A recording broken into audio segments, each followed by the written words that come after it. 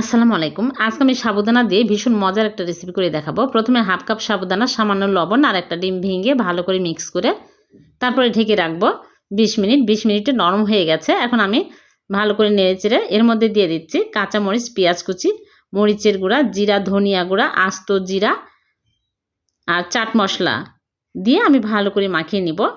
মরিচের গুঁড়া পরিমাণ মতো দিতে হবে। সবগুলো দিয়ে আমি বেসন দিয়ে ভালো করে মাখিয়ে নিব। এখানে 1/3 কাপের মতো বেসন দিয়ে ভালো করে সামান্য পানি দিয়ে মাখিয়ে নিচ্ছে। তারপরে আমি ভেজে নিব। এর জন্য আগে থেকে চুলায় প্যানে তেল দিয়ে তেল গরম করে নিয়েছে। এখন আমি এইরকম করে বড়ার মতো করে গরম তেলের মধ্যে দিয়ে দিচ্ছি।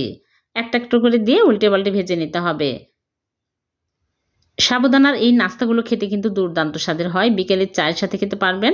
খুবই টেস্টি হয়, খুবই ঝটপট বানানো হয়ে যায়। সবগুলো ভেজে তুলে নিলাম। টমেটো সস দিয়ে পরিবেশন করে নিয়েছি।